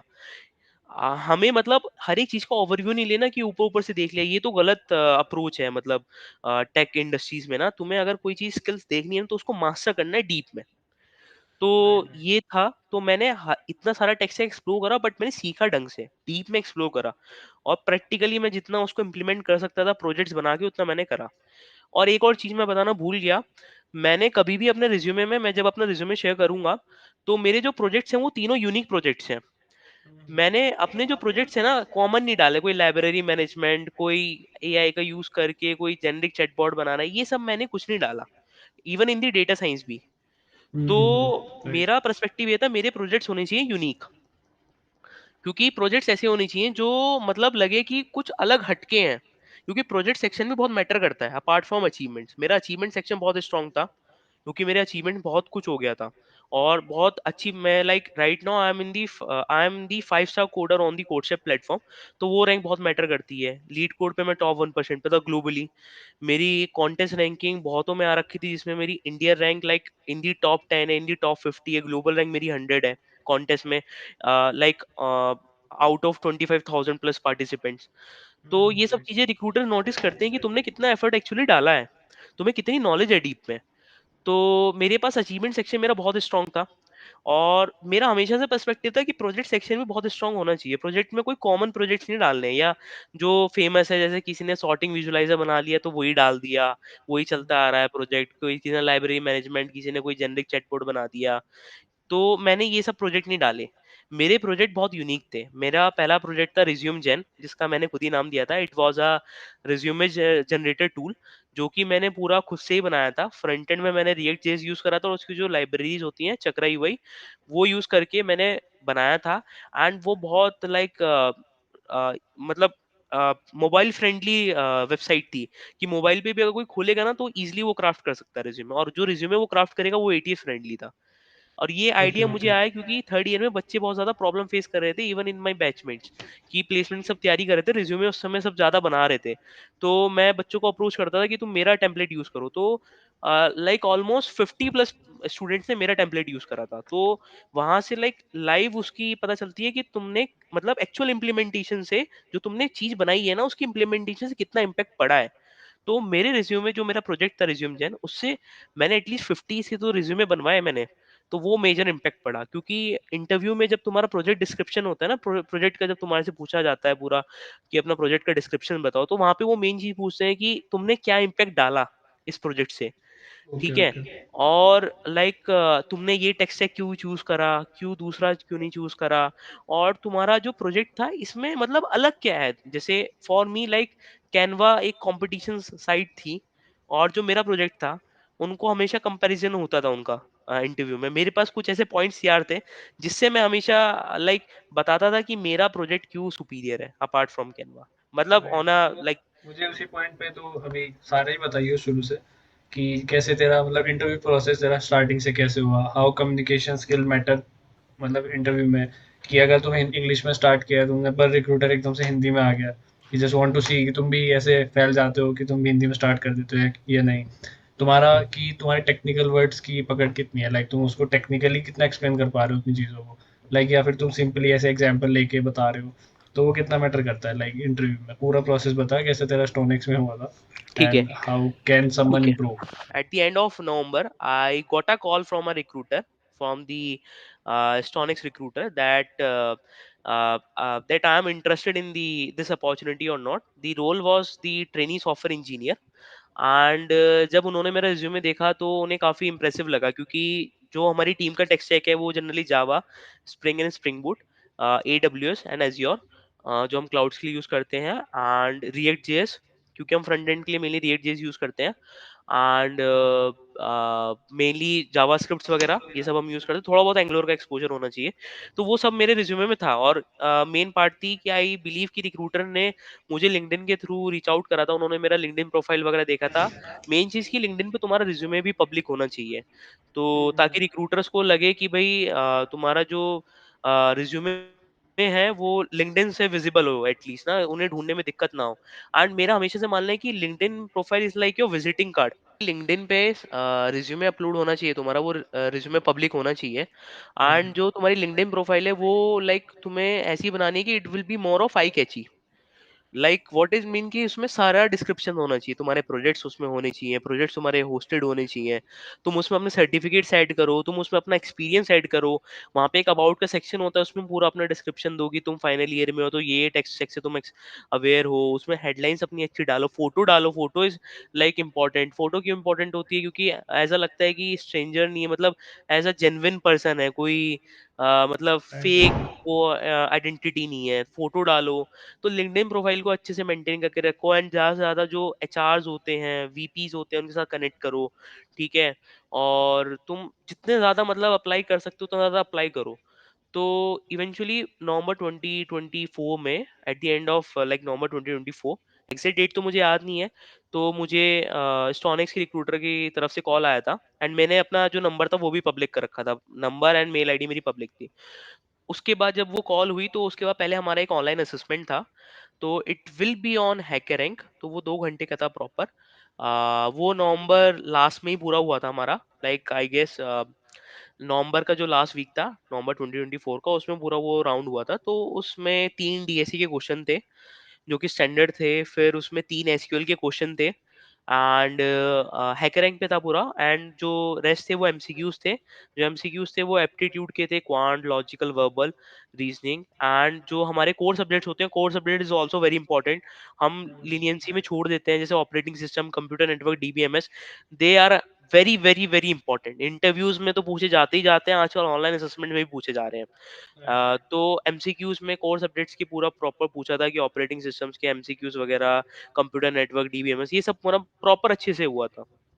नाउ नेक्स्ट इज, उस राउंड का रिजल्ट लाइक थोड़ा लेट आया था, लाइक थोड़ा सा डिले हो गया था, बट मैं मतलब अपने रिक्रूटर से कंटिन्यूस फॉलो अप लेता रहता था, क्योंकि मुझे पता है मेरा राउंड अच्छा गया था। मैंने ऑलमोस्ट वो पूरा 2 घंटे का असेसमेंट, आई रिमेम्बर लाइक मैंने 40 मिनट्स में पूरा कंप्लीट कर दिया था, and all 3 DSA questions 100% test case pass, all 3 SQL 100% test case pass, all MCQs I believe कि मैंने सही लगाए थे। तो उसके बाद फिर आई रिमेम्बर लाइक 8 दिसंबर के आसपास I got a call from the recruiter that I shortlisted from the next for the next round, that will be the technical interview with the hiring manager. तो जब हमारे एंड सेम चल रहे थे, हमारे right. 7 semester के and same चल रहे थे, तो उस समय पेपर्स भी चल रहे थे, बट बेस्ट पार्ट इसकी तैयारी पूरी थी। मुझे पता था मैं निकाल लूंगा, मिस नहीं करना है, बस अपना 100% देना है। मेरा हमेशा राइट। से था कि अपना 100% दो, सो उसके बाद जो रिजल्ट आएगा उसको एक्सेप्ट करेंगे, whether it will be a rejection और सिलेक्शन, ठीक है? तो हाँ, मुझे याद है उस टाइम पे मेरे पास एक ऑन कैंपस की टू दी न्यू की एक अपॉर्चुनिटी आई थी, क्लाउड कीपर। तो उसका पैकेज बिगोटेक से ज़्यादा था एंड वो पूरी डेवऑप्स की थी। डेवऑप्स में मुझे एडब्ल्यूएस अच्छे से आता था, तो मेरे पास उसका भी इंटरव्यू पड़ा था। मेरे पास एक उसका था और मेरे पास एक ऑफ कैंपस ऑफर और पड़ा था। It was from Byteridge and उसका जो पैकेज था it will be of I guess उसी के अराउंड ही था, थोड़ा ज़्यादा था। तो मेरे पास ऑफ कैंपस ऑफर्स भी थे उस समय, मतलब अपार्ट फ्रॉम ऑन कैंपस बाइटरिज का मेरे पास पड़ा था। और क्लाउड कीपर का तो जो था 2D न्यू का एक प्रोडक्ट है, कंपनी है, मतलब सेपरेट कंपनीज हो चुकी हैं। तो उसमें डेवऑप्स का पूरा था और वो नोएडा में ही थी वो, तो उसका मेरे पास फाइनल इंटरव्यू रह गया था मेरा। तो जब मेरे पास वो भी था, तो तब मेरा सोनिक्स का पहला टेक्निकल राउंड हुआ विद द हायरिंग मैनेजर। तो लाइक मेरा जो टेक्निकल राउंड था वो बहुत लंबा चला था। सबसे पहले मेरे उन्होंने जो टेक स्टैक थे, रिएक्ट हो गया, नोड हो गया, एक्सप्रेस हो गया, बेसिक से लेके एडवांस तो पूरा जंप करा उन्होंने। तो उन्होंने बेसिक कॉन्सेप्ट भी पूछे और एडवांस भी पूछे। तो उन्होंने पूरा जो मैंने टेक्स्ट लिख रहा, अगर मैंने पाइथन भी लिख रखा है, अगर मैंने सी भी लिख रखा है, तो उन्होंने उसमें भी पूरा डीप में गए। ठीक है। तो उन्होंने पूरा टेक्स्ट चेक पूछा, फिर वो मेरे प्रोजेक्ट्स पे आए, उन्होंने बोला कि अपना कोई भी एक प्रोजेक्ट अच्छे से मतलब पूरा एक्सप्लेन करो। तो I explain my resume gen project. ठीक है। तो वहां पे अगेन उनका मेन ये था कि क्या इम्पैक्ट डाला। तो मेरे पास इम्पैक्ट का सबसे अच्छा पॉइंट था कि मैंने अपने कॉलेज में ही बच्चों की मदद करी है, क्योंकि more than like I guess 70+ people से मेरा उस वेबसाइट से रिज्यूमे क्राफ्ट करा था, जो कि प्लेसमेंट्स के लिए भी यूज कर रहे थे। तो आई नो कि मैंने इतना इम्पैक्ट डाला है एटलीस्ट अपने कॉलेज लेवल में। तो वहां से एक चीज साबित होती है कि जो हमने चीज बनाई उसकी जो इम्पैक्ट है वो अच्छा गया, एटलीस्ट अपने रीजन में तो अच्छा गया। तो फिर उन्होंने मेरा सोर्स कोड वर्क खुलवाया और चेंजेस वर्क करवा के देखे, एंड इट मोर बी और लाइक प्रोजेक्ट डिस्कशन। और उसके बाद फिर उन्होंने डीएसए के कुछ क्वेश्चंस पूछे, लाइक एक डीपी का पूछा था, I believe the next knapsack one. और फिर वो पूरा उन्होंने जावा में से मतलब कोर जावा एडवांस जावा ढंग से पूछ के, एंड वो इंटरव्यू बहुत अच्छा गया था। And the recruiter was very like the hiring manager was very Impress with my with that round, क्योंकि लास्ट में जब वो होता है कि do have any question for me, तो उसमें एक ट्रिक होती है, अगर तुम्हें अपना जानना है ना तुम सिलेक्टेड हो रिजेक्टेड हो, तो उसमें बस ये क्वेश्चन पूछ लो। अगर तुम्हारा अच्छा गया है, अगर तुम्हारा अच्छा गया है, तुम्हें पता है तुम्हारा इंटरव्यू अच्छा गया है, तो ये क्वेश्चन जरूर पूछना है कि हाउ वाज माय इंटरव्यू। अगर तुम्हारा अच्छा गया और तुम ये क्वेश्चन पूछोगे, तो तुम क्या कर रहे हो कि जो रिक्रूटर है या जो टेक्निकल राउंड ले रहा है उसको याद दिलवा रहे हो कि ये बंदा पूछ रहा है, यानी क्यूरियस है। ठीक है। कि how was my interview, is there any feedback for me. तो वहां से तुम्हें इंटरव्यू का रिजल्ट जनरली पता चल जाता है। तो उन्होंने मुझे भी बता दिया था कि यार इट वाज गुड, तो मैं समझ गया था कि चलो इंटरव्यू अच्छा हो गया। फिर मैंने उनसे आगे का पूरा पूछा कि अगर if I get a chance to like work with StoneX as a trainee software engineer, तो like what will be the road map, हम किस किस प्रोजेक्ट के ऊपर काम करेंगे। तो ये क्वेश्चंस बहुत जरूरी होते हैं। मतलब मैंने देखा है कि बंदे जो हैं इंटरव्यूज के एंड में जब क्वेश्चन नहीं पूछते हैं, और वो क्वेश्चन पूछना बहुत इंपॉर्टेंट होता है, क्योंकि वहां से तुम्हारी क्यूरियोसिटी एक्चुअली तुम मतलब काम करने आ रहे हो या नहीं आ रहे हो वो बहुत मैटर करता है, तुम कंपनी के लिए कितने एक्साइटेड हो। तो वहां पे वो चीज रिप्रेजेंट होती है। तो क्वेश्चंस बहुत पूछना बहुत ज्यादा इंपॉर्टेंट है, और मैंने बहुत सारे क्वेश्चन पूछे अगेन। तो आई आई गेस इट जो मेरा फर्स्ट टेक्निकल राउंड था वो अराउंड 13 या 12 दिसंबर को था। जस्ट लाइक पेपर अगर हमारा 13 को था, तो 12 को शायद से मेरा इंटरव्यू था। तो मुझे 12 की लाइक इवनिंग में मुझे पता चल गया था कि मतलब मेरा ये राउंड भी क्लियर हो चुका है। तो इनिशियली तो मुझे ऐसा पता था कि शायद से मेरे एक ऑनलाइन असेसमेंट और एक हायरिंग मैनेजर राउंड ही था जो टेक्निकल था। लेकिन एक और राउंड मेरा हुआ जो मेरे लाइक लीड इंजीनियर आर्किटेक्ट हैं उनके साथ हुआ था, जो पूरी बैंगलोर और पुणे की टीम को हैंडल करते हैं। तो उन्होंने मेरा पूरा राउंड लिया था। It will be a mix of technical and non technical. And वहाँ पे बेसिकली ये टीम फिटमेंट राउंड था, कि प्रॉपरली टीम अलाइनमेंट राउंड था, कि टीम में फिट हो रहा हूँ नहीं हो रहा हूँ, क्यूरियोसिटी कितनी है, ये सब। तो वो राउंड आई गेस मेरा 15 या 14 को था। मुझे डेट तो याद नहीं है। तो वो मेरा जब राउंड हुआ था, तो वो आई गेस वो जो मेरा पहला टेक्निकल राउंड था वो तो मेरा 1.5 से 2 घंटे का था। लेकिन जो मेरा टीम फिटमेंट राउंड हुआ था वो बहुत छोटा था, ज्यादा लंबा नहीं था। क्योंकि टेक्निकल राउंड में काफी अच्छा परफॉर्म करा था, तो उन्होंने मेरा टेक्निकल राउंड नहीं लिया था। उन्होंने वहां पे मेरे से जनरिक क्वेश्चन पूछे, लाइक इस के बारे में क्या जानते हो। तो मैं बहुत अच्छे से रिसर्च करके गया था। Like right now we are dealing with the 144+ currencies and we have a presence of 180+ countries. तो ये सब चीजें मैं जॉब डिस्क्रिप्शंस में और वेबसाइट्स पे ये सब चीजें मैं अच्छे से पढ़ के गया था। तो जब मैंने वहां पे ये सब चीजें बताई तो वो इम्प्रेस हो गए थे। उनको लगा कि बंदा बहुत डीप में रिसर्च करके आया। उन्होंने मुझसे बार बार पूछा ये 144 करेंसीज वाला, कि where I get this actual like number.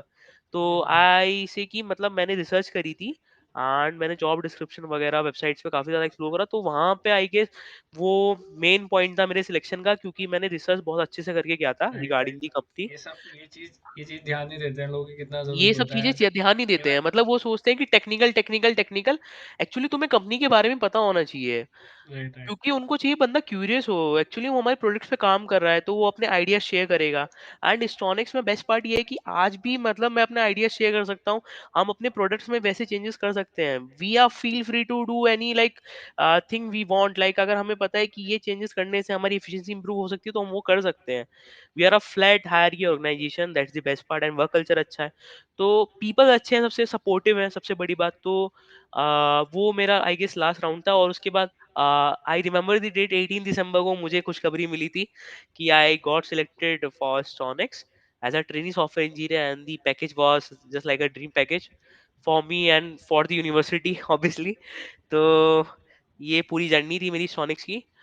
But इसमें एक मेन लाइक पॉइंट है जो मैं बताना चाहूंगा कि मैं हमेशा अपने कंफर्ट जोन से बाहर आने का मैंने कोशिश करा है। अगर मैं चाहता तो मेरे पास दिसंबर के टाइम पे ही मैंने बताया मेरे पास क्लाउड कीपर का फाइनल इंटरव्यू की कॉल आ रखी थी और वो मैं निकाल लेता। ठीक है, उसका पैकेज भी अच्छा था, डेवॉप्स का रोल था, नोएडा की लोकेशन थी। मेरे पास एक बाइट्रिज का ऑफर पड़ा था, मेरे पास दो ऑलरेडी ऑफर पड़े थे, one from the mass recruiter LTM and one from the big tech. All are offers from the like tech roles, for the tech roles.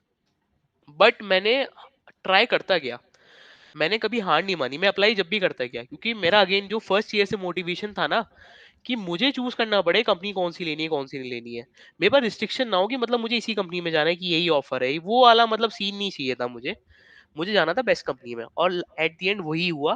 And एक छोटा सा मतलब कहते हैं कि जो जितनी तुम मेहनत करते हो मतलब उतना अच्छा तुम्हें रिजल्ट मिलता है, और वो मिल ही गया मुझे। तो I am truly grateful for मतलब टू दी स्टोनिक्स की मुझे ये opportunity the, and obviously God and DIT, DIT को थैंकफुल कहना ही पड़ेगा क्योंकि डीआईटी की वजह से ही यहाँ बैठा हूँ। तो राइट या राइट।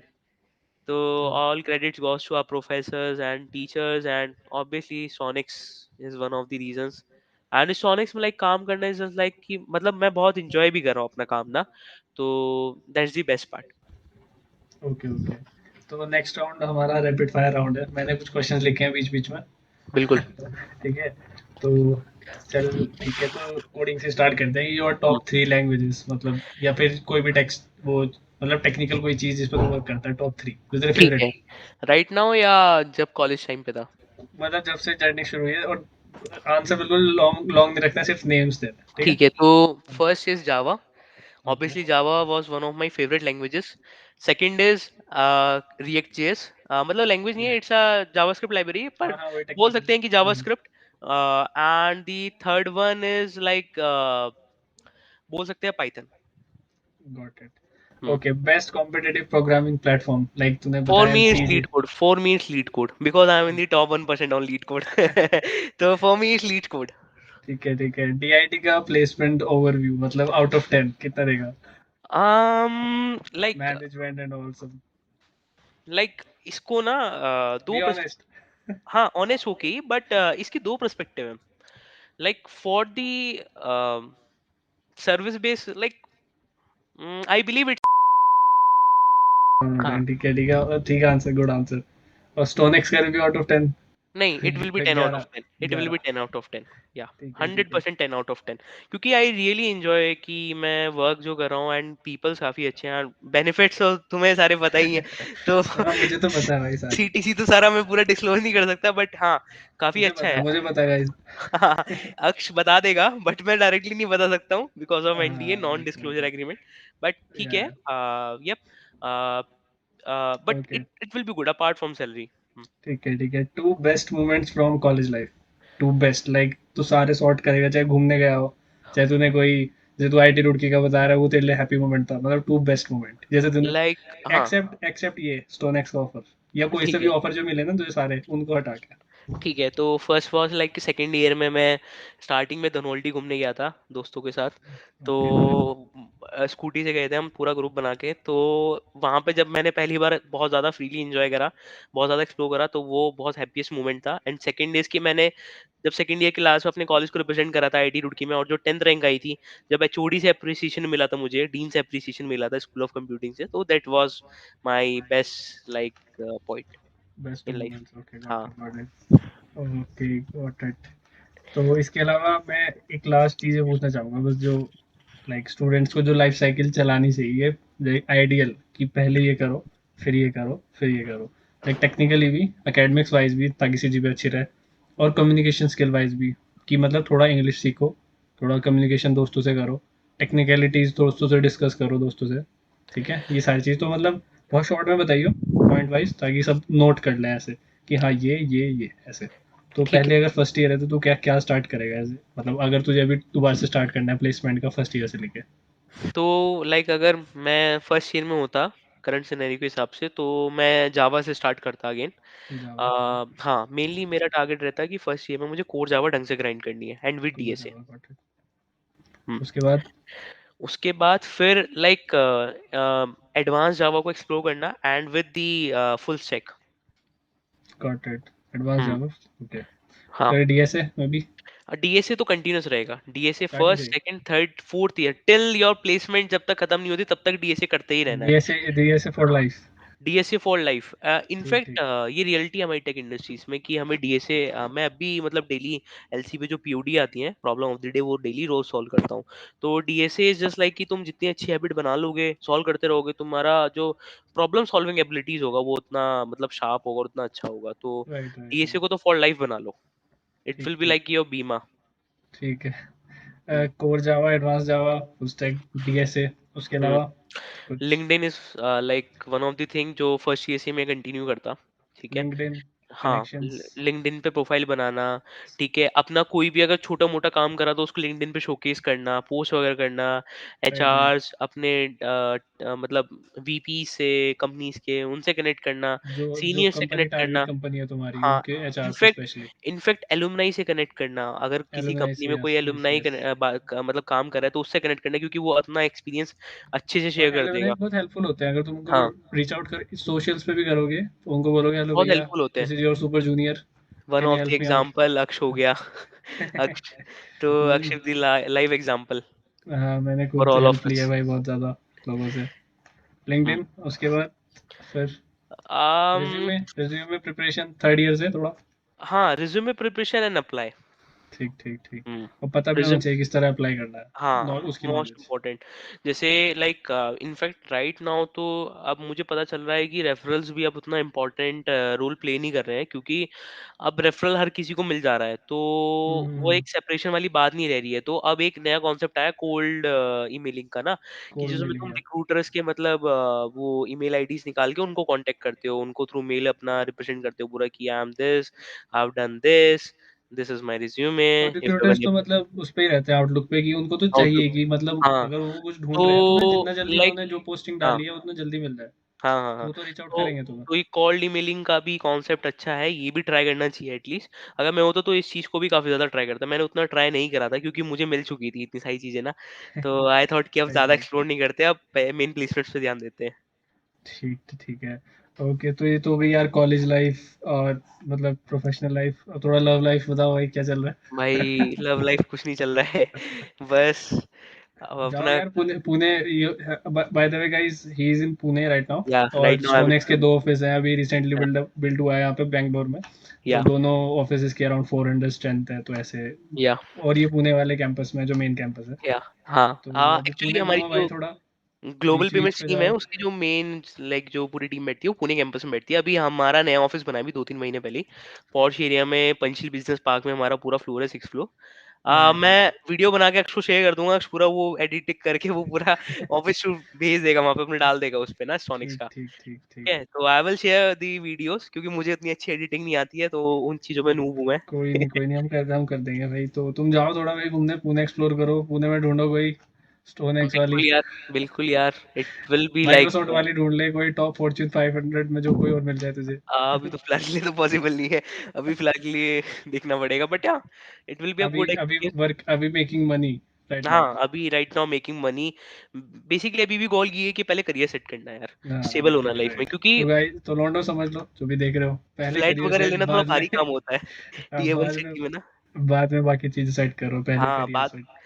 मेन चीज है ना कि टीयर वन सिटीज में थोड़ा फ्लाइट व्लाइट लेना थोड़ा एक्सपेंसिव होता है, तो पहले वो सब सेटअप कर लो, फिर करते रहो अपना, फिर कोई दिक्कत राइट राइट। नहीं है। क्योंकि हाँ, अब्बा तो ये पूछेंगे उसके कितना हाँ, कमाते हो। कि क्या है बेटा तुम्हारे पास, कितनी राइट एसेट्स है तुम्हारे, एसेट्स दिखाओ राइट अपने। Right right. हाँ तो चलो ठीक है यार, लवली टॉकिंग टू यू, अच्छा लगा। आई होप थैंक बच्चों ने यू, कुछ सीखा होगा लास्ट में थैंक यू कि Aksh कैसे कैसे सब for कुछ करना है। calling me in your podcast, and yeah, it was a great experience for me as well as, and जो पूरा मैंने बताया, अगर कोई भी इसको ढंग से फॉलो करेगा, I believe eight the and उसके पास भी एक अच्छा ऑफर होगा। राइट एंड राइट बस ये है कि मोटिवेशन और डिसिप्लिन कभी नहीं खोना है लाइफ में। अगर राइट कोई राइट चीज़ कम भी मिल रही है तो उसको भी एक्सेप्ट करके आगे बढ़ो, क्योंकि सबको सब कुछ नहीं मिलता है, ये भी एक सच्चाई है। Right right. कॉलेज में बहुत और सारे बच्चे हैं जो टैलेंटेड है और इनफैक्ट उनको नहीं मिला प्लेसमेंट जो जो उनको चाहिए था, डिजर्विंग। राइट तो राइट राइट। सबको सब कुछ नहीं मिलता है, that's one of the fact, but try करना इज लाइक द लाइफ, क्योंकि लाइफ एक पूरा वही है, स्ट्रगल ही है, life is nothing but a struggle ना। तुम्हें हर बार कोई ना नए नए चैलेंजेस मिलेंगे, हर्डल्स मिलेंगे, तुम जितना ज्यादा उसको ब्रेक डाउन करोगे और जितना ज्यादा उसको मतलब वहां से बाहर निकलोगे, उतना ज्यादा तुम्हारे लिए बेटर होगा। तो राइट राइट। यही चीज है कि लास्ट लाइन में बस यही कहूंगा कि मोटिवेशन कभी लूज नहीं होना चाहिए। जो चीज तुम सोच के आए हो वो तुम्हें एक ना एक दिन तो मिल ही जानी है, आज नहीं तो कल। बट ये है कि किसी चीज के लिए ज्यादा। एंड एंड बाय मोटिवेशन ही मींस की डिसिप्लिन, लाइक कि हाँ, मोटिवेशन तो हाँ, आता जाता रहता, हाँ, वो वाला डिसिप्लिन रखो, मोटिवेशन इसमें नहीं, मेरी मेरी थोड़ी वीडियो चल रही है देखी वो अभी। 5 मिनट का वो मोटिवेशन वाला मोटिवेशन नहीं। आई मीन की डिसिप्लिन, कि आज अगर इसमें मैंने एक क्वेश्चन सॉल्व करा तो कल मैं 2 करूंगा। अब सॉल्व करूंगा, राइट मतलब अपने आप को अपस्किल करूंगा, ये नहीं कि आज एक करा तो कल 0, फिर एक दिन बाद एक, ये मतलब ग्राफ जो है राइट डाउन राइट अप वाला नहीं होना चाहिए, it will be like in the upward direction ना, तो राइट तुम्हारा राइट ग्राफ राइट। लीनियर हो तो लिनियर ग्राफ, ठीक है हाँ, ठीक है, घूम फिर के हर चीज टेक्निकल चीजों पे आती है, लिनियर ग्राफ, लाइफ में भी ग्राफ ग्रुप लाइफ भी स्ट्रगल ही है, लाइफ भी ग्राफ ही है। लाइफ भी ग्राफ एंड ट्रीज ही है भाई, सब हाँ, कुछ। लाइफ भी बैक ग्राफ ट्रैक ही। करना पड़ता है कभी कभी, हाँ, पिछली हाँ, गलतियों सीखना बस पड़ता है, ठीक ठीक। कभी-कभी मुश्किलों में फँस जाते हैं तो वहाँ से बैक ट्रैक करके निकालना पड़ता है अपने आप को। Right right. रिकर्जन भी करना पड़ता है, गर्जन बार बार चीजें फिर से रिस्टार्ट करनी पड़ती बस है ये तो लाइफ का पार्ट है ठीक है। यार। गॉट बट इट हाँ गॉट यार, इट। और हमेशा पेरेंट्स का ग्रेटफुल रहो यार, जो भी तुम्हारे पास है, क्योंकि पेरेंट्स हमारे पढ़ा रहे हैं। Best thing you in fact can do, best thing you can do, grateful रहना। ग्रेटफुल रहना बेस्ट है यार, राइट मतलब पेरेंट्स के लिए जितना तुम कर सकते हो अच्छा, उतना उनको खुशी दो यार, जिनको जिस चीज में उनको खुशी मिलती है, क्योंकि राइट राइट पेरेंट्स की खुशी तुम्हारे लिए सबसे पहली होनी चाहिए, अपनी खुशी बाद में रखो, पहले पेरेंट्स की खुशी को देखो, क्योंकि हाँ उन्होंने तुम्हारे लिए अपना लाइफ सेक्रीफाइस करा है। राइट राइट राइट, सही दे बात है। कॉम्प्रोमाइज एवरीथिंग फॉर यू ना। Right right. तो या ये कुछ कुछ पॉइंट्स है, और बाकी मोटिवेटेड रहो यार थ्रू आउट द जर्नी, वो वाला मोटिवेशन नहीं जो उस डिसिप्लिन, वीडियो वाला है। हाँ, मोटिवेशन इक्वल्स डिसिप्लिन, ठीक है ठीक है। हाँ, डिसिप्लिन वाला मेरे टर्म्स में, और अच्छी-अच्छी चीज़ें सीखो। मतलब जैसे मैं कुछ-कुछ कोट्स याद रखे ना कि rejection make you one step हाँ क्लोजर टू मैंने देखा था सक्सेस। तेरा रूम, हॉस्टल रूम, कितने सारे हाँ, हाँ, कोट्स, इतनी मैं सारी ऐसे घड़ियां रखता था, मैं ऐसे लगा के रखता था मोटिवेशंस के लिए ना। ठीक ठीक ठीक। तो ये सब चलो चीज़ें हैं। ठीक है बाकी यार। यार ये अटेंडेंस वटेंडेंस तो ये सो मैं भी बताऊँ, मैं भी ऑनेस्टली बताऊँ बता देता हूँ अब तो, मैं भी 3rd ईयर में बड़ी मुश्किल से डिबार से बचा था। मैं खुद बचा हूँ, मैं इसके साथ ही घूमा था भाई। तो हम मैं तो बता रहा हूँ, डीबार हो गए थे। मतलब बच्चे सोचेंगे कि मतलब इतना बड़ा पैकेज, इतना बड़ा क्लास प्लेसमेंट, भी नहीं और जाते। हाँ, और फिर भी मतलब मैं अक्ष के साथ ही था, अक्ष और मैं सेम सेक्शन एंड में थे। वी बोथ गॉट प्लेस्ड, मतलब हमारे हाँ, डिसेंट पैकेज है दोनों के। हाँ, इसका लेकिन टेक में है, मेरा नॉन टेक है। हाँ, बट तो उससे फ़र्क नहीं पड़ता, बट बहुत पैकेज भी तेरा अच्छा है, तो एज़ कम्पेयर टू अदर्स, तो बट ये है कि हम दोनों डिवार होने वाले थे, बाल-बाल बचे थे हम डीआईटी में ना, तो right that's right. The best part कि बच गए भाई, वरना दिक्कत हो जाती है हमें ना। बैक लग जाती। हाँ, चलो ठीक है, अभी तो लाइफ में सब ठीक चल रहा अब है। तो अब ऑल नेक्स्ट गुड है, अब पॉडकास्ट पे तो बुलाता हूँ तुझे, एपिसोड 2 करके, जब बिल्कुल, थोड़ा बिल्कुल। तू अगर क्वेरीज आएंगी प्रॉपर। बिल्कुल एपिसोड 2 करो और बुलाओ, अभी तो और ठीक नए है। आएंगे। एंड जितने भी हमारे कैंपस के हाईएस्ट प्लेसमेंट है, सबके साथ पॉडकास्ट होगा। सो ठीक यार, है। अक्ष के चैनल को सब्सक्राइब करो, लाइक करो, अरे अगर तुम्हें यार अच्छा लगा थैंक्स तो। थैंक्स। ठीक है, भाई को सब्सक्राइब, फॉलो करो, रीच बढ़ाओ सब भाई की। Subscribe to my channel. Subscribe to Aksh Rathi. ठीक। एंड मेन थिंग इज कि मतलब यार हमारे टाइम पे अक्ष जैसे सीनियर नहीं होते थे, अगर हमें होते कि जो मतलब डेडिकेटेड मतलब बना रहे हैं, जिनकी प्लेसमेंट हुई है उस साल में अच्छी, राइट और राइट। उनके प्रॉपर पॉडकास्ट बना रहे हैं, वो अपना एक्सपीरियंस शेयर कर रहे हैं, तो बट स्टिल like, अगर तुम ट्राई करोगे, हमारे जो सीनियर्स है 24 बैच 23 बैच, तो उनको रीच आउट करोगे तो दे विल स्टिल हेल्प, क्योंकि मेरी भी हेल्प करी है।